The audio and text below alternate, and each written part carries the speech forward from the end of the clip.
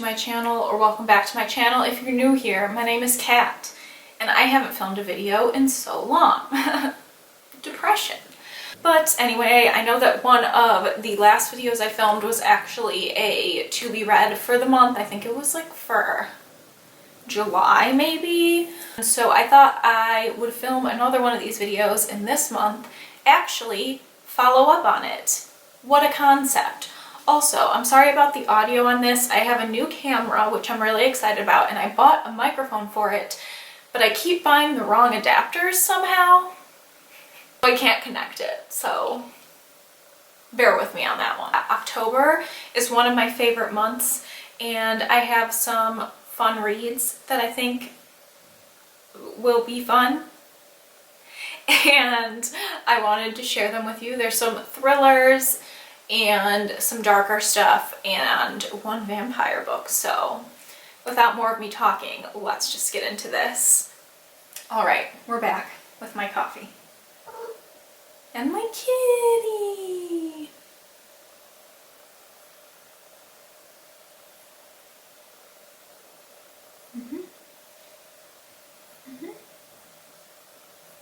A little worried about the autofocus, but honestly, my cat is the cutest thing that's ever walked this planet, so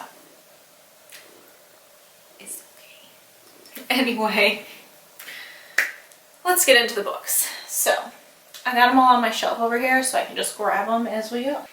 The first book is a book that I am currently reading, and that is Daisy Jones and the Six. This is the Book of the Month edition. My friend gets Book of the Month, and sometimes he will just give them to me. And this was one of them, and I am actually almost done. But oh my god, this book is so good so far. Like, I have been highlighting so much, I'm like running out of ink in the highlighters that I'm using because there's just so much in here. Like, here's one that's really good. We were using a lot of words that made you think of physical pain. Ache and knots and break and punch and all that. It started to fit in well with the rest of the album. How it hurts to be fighting your own instincts. Deep. I love music, and I don't struggle with addiction, but I do struggle with my eating disorder and compulsive behaviors, which one I guess could say are addictions. So it's just really good, and like the way that it's done is, it's just done so well. I am literally obsessed. Oh, it's by Taylor Jenkins Reid, but I feel like everybody knows about this book by now. It's for a good reason. You should read it. Really good. In the spirit of spooky month, I actually just found this on like one of our community bookshelves in my apartment, and I'm pretty sure we got it from one of those free Birdhouse book little library things, and it's just called Thriller, Stories to Keep You Up All Night, and it's got stories by a bunch of different thriller and horror writers, and it's edited by James Patterson. So I'm really excited because this just seems like one where like I can just, when I feel like it, just kind of open to a book, or to a book. I can open to a story and read one here and there throughout the month because, I mean, it is spooky month, so we definitely need some of that in there. I'm going to keep it with the thriller theme for the next book. And this book I got at a thrift store, I believe, and it's called Borderliners by Peter Hogue. And basically it's about these kids at what I guess is like an elite boarding school, but they kind of find out that basically everyone there has some type of mental issues and they are being experimented on. That's just what's in the little cover flap, and that sounds super interesting to me. And I feel like any books that have to do with like boarding school and like stuff like that remind me of fall, because like, I don't know, maybe it's just because like I'm thinking back to my Harry Potter days and you just think of like boarding school as fall. But yeah, I'm really excited to read Borderliners. So yeah, and it's a shorter book, which will be good because I have a few books to get through this month. Now the next book I want to read is taking a complete opposite, well, not complete opposite, but it is high fantasy. So I want to read The Witcher: Time of Contempt. I read Blood of Elves already, and I really enjoyed it, and I am excited to read this one. I know, like, this is from, there was a box set of the first 3 that Amazon has because Netflix is releasing a Witcher series, which I'm pretty sure I'm gonna watch. I'm not positive.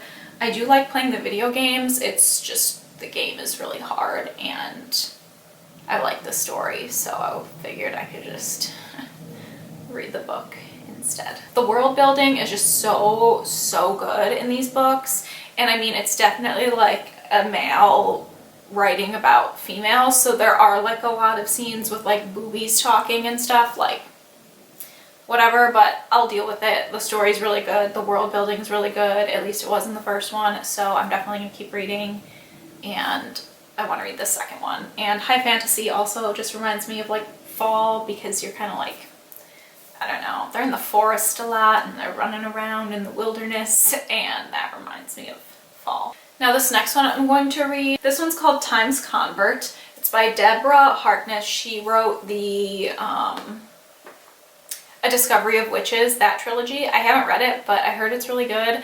But I wanted to start with just like kind of a one novel, because I felt like if I started reading A Discovery of Witches, I was going to have to read like all of them, even though that's not true. I picked up this one instead. Plus, this one has vampires in it. Like the first sentence on the back cover thing is, what does it take to become a vampire? And it's set during the American Revolution, which I freaking love. Like, I love the American Revolution. I have read many books about it, fiction and nonfiction. And so obviously, if you give me the American Revolution and vampires, I am down, because I miss Twilight, okay? Like, I really do. I want to reread those. I think I might do that in like the spring though, because for some reason those books remind me of spring. But yes, this seems really interesting. Is this about Carlisle? Because I would be really down for that. It's always my favorite. There's some fan fiction that exists somewhere that I wrote about Carlisle. Those were the days. I think this is going to be the next book I read, because vampires. What can get more fall and creepy and spooky than vampires?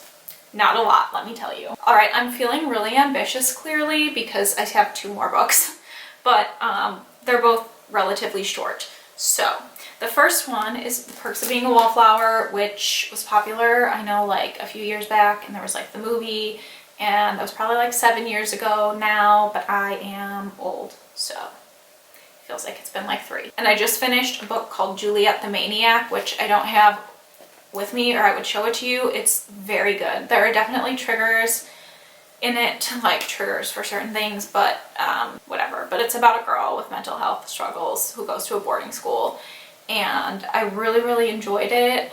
It was written like, I don't know, I feel like it was definitely, I didn't know if it was a YA book or an adult book or somewhere in between, because it was kind of like a fictionalized memoir, but like it was a memoir, so it was a lot of truth to it.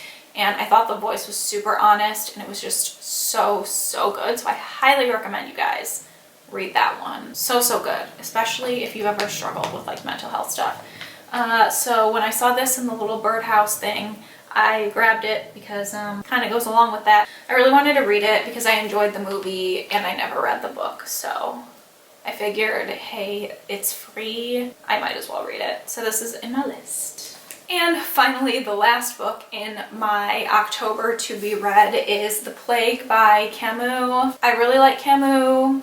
I read The Stranger in college. I wanted to include like a classic, so this is gonna be my classic for this month. There's basically this plague. Okay, I'm just gonna read. A gripping tale of unrelieved horror, of survival and resilience, and the ways in which humankind confronts death. The Plague is at once a masterfully crafted novel, eloquently understated, and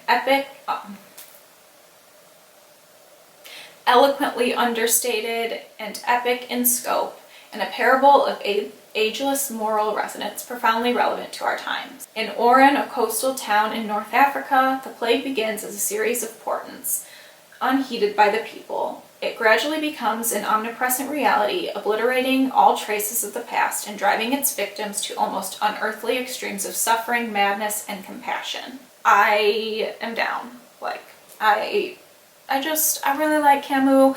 And I was at work late one night and I had a mental breakdown, and I don't know why we got on the topic of existential crises, but I started talking about Albert Camus, and he was like, who? And you've never read Albert Camus? Excuse me?